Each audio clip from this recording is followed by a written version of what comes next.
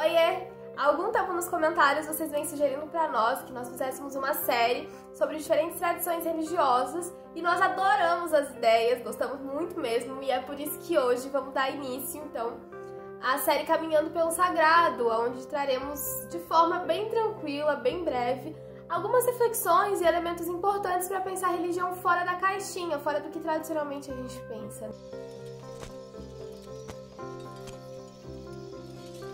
Nós vamos dar espaço principalmente às formas de religiosidade mais tradicionais do nosso país, do nosso Brasil, e por isso não poderíamos começar por outra senão pela cosmovisão mais antiga das nossas terras, e que infelizmente é tratada com um certo descaso ou pouco falada mesmo, que são as cosmovisões indígenas. Mas antes de qualquer consideração é preciso que a gente comece exatamente da onde nós estamos hoje, olhando o que carregamos enquanto responsabilidade e o que a gente não pode de jeito nenhum deixar passar despercebido. E eu acho que um ponto muito interessante para começar a falar sobre todas essas questões é lembrar que o Brasil e a América Latina como um todo, eles não foram descobertos. Existiam povos que habitavam essas terras e que foram invadidas quando chegaram os colonizadores, né? Os brancos, como os indígenas costumam chamar aqueles que são de fora. Então a nossa terra, que hoje conhecemos como Brasil, na verdade era uma terra gigante, habitada por muitos povos, com diferentes línguas, com diferentes práticas culturais, sociais, organizações coletivas. Era uma terra muito plural mesmo.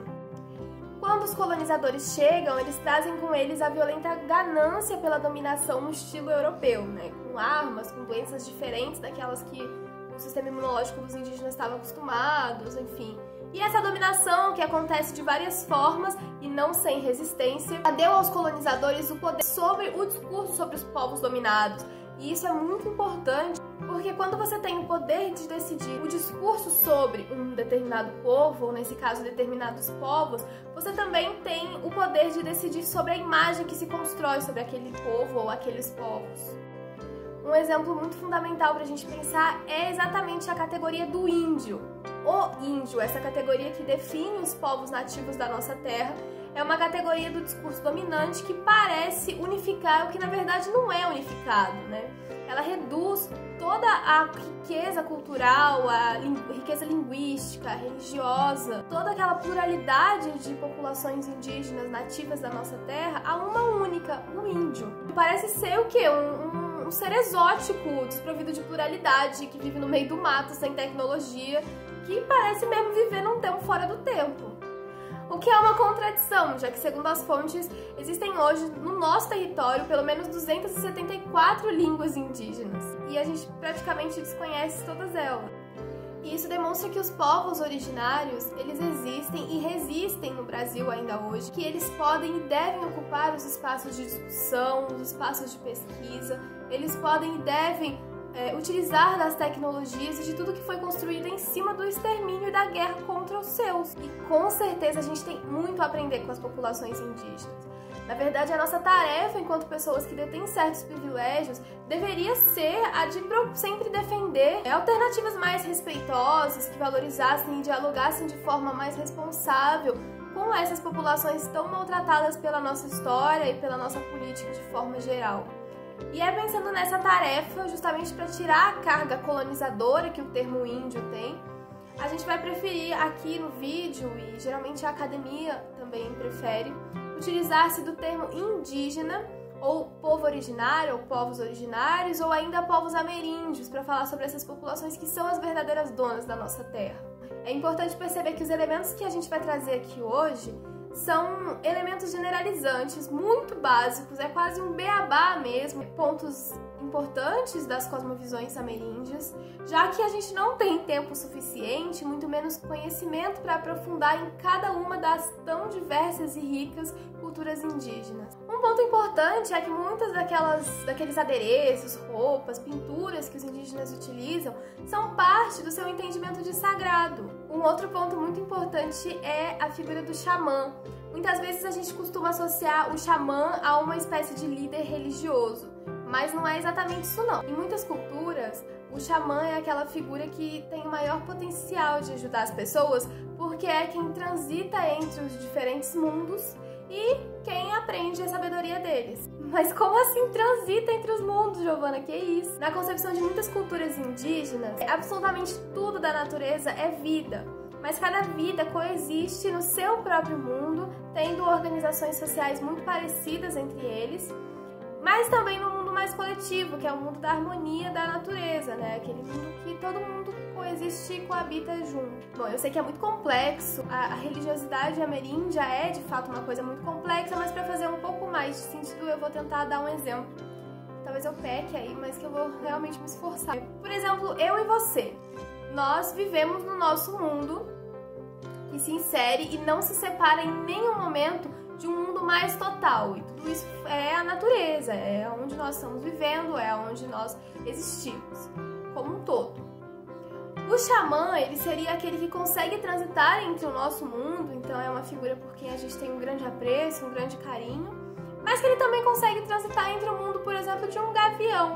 E aí, através da sabedoria dessa ave, né, tão esperta e tão audaz na sobrevivência cotidiana, ele consegue proteger toda a sua aldeia, todo o seu povo. Ele mistura, então, uma sabedoria de uma visão de mundo, uma outra perspectiva, para uma aplicação prática dentro de outra perspectiva também, que no caso seria a perspectiva minha e sua. E é através dessas sabedorias todas que o xamã consegue ajudar as pessoas. E isso é muito interessante porque nessa perspectiva de entender tudo da natureza como vida e cada vida tendo a sua própria perspectiva, a sua própria linguagem, a sua própria verdade, né, sabedoria, para sobreviver na natureza como um todo, não há hierarquias, então não existe um mundo nem melhor e nem pior do que outro. Todos eles são sagrados. E é muito interessante que, segundo essa ideia, né, cada ser vive o mundo e compreende o mundo de acordo com a sua perspectiva, que por sua vez reflete uma verdade sobre o todo. Então não existe nenhuma perspectiva errada, não existe nenhuma vivência que seja uma mentira. Todas elas dizem alguma coisa sobre o universo que a gente habita como um todo.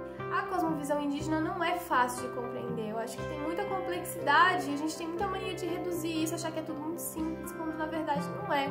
É uma riqueza cultural, é uma riqueza filosófica mesmo, muito profunda, que na verdade é muito bonita e que caminha na contramão de tudo aquilo que a gente naturalizou ao longo da história. Se no nosso dia a dia a gente acaba acreditando que o mundo humano parece ser o único mundo possível, né? Se a nossa herança colonial, essa ganância que a gente tem tão naturalizada, nos faz esquecer que a natureza é muito maior do que a nossa existência e que a nossa existência jamais seria possível, seria sequer pensada fora da totalidade do ambiente, as coisas mais banais do dia a dia, tipo um grão de areia, até o trabalho de uma formiguinha, assim. Se a gente parar pra pensar que nós simplesmente não existiríamos sem toda essa complexidade do ambiente, né, que a gente até costuma chamar de meio ambiente, como se ele fosse metade, e a gente fosse a outra metade que falta para complementar. Mas enfim, as tradições indígenas, elas nos lembram que nós devemos, na verdade, um respeito para com todas as formas de vida, porque todas elas são sagradas. E todas elas, mais do que sagradas, elas são importantes para que a gente continue existindo, e elas têm sempre muito a nos ensinar. Bom, pessoal, por hoje é isso. Não esqueçam de se inscrever, nem curtir, nem compartilhar no nosso canal.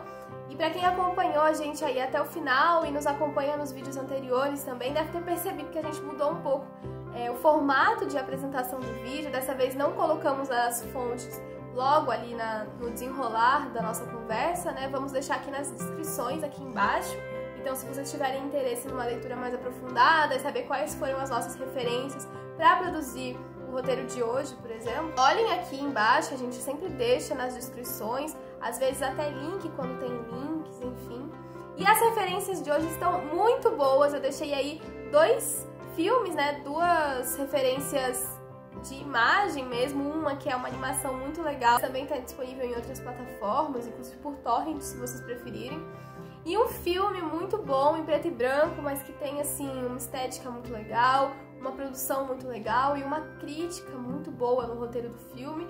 Tem também o livro A Queda do Céu, do Davi Kopenawa, Tem o Instagram de uma indígena que eu acompanho, que o Matheus também acompanha, nós gostamos muito. Tem o texto do Viveiro de Caços, então hoje a gente está recheado aí de referências boas. Se vocês quiserem e tiverem interesse, não deixem de procurá-las. E principalmente o filme, eu sei que o filme tem esse apelo mesmo emocional. E agradeço profundamente a quem tem nos acompanhado e comentado, porque é justamente os comentários que nos ajudam a estruturar as conversas que vocês têm interesse, as conversas que vocês acham que seria interessante da gente trazer aqui.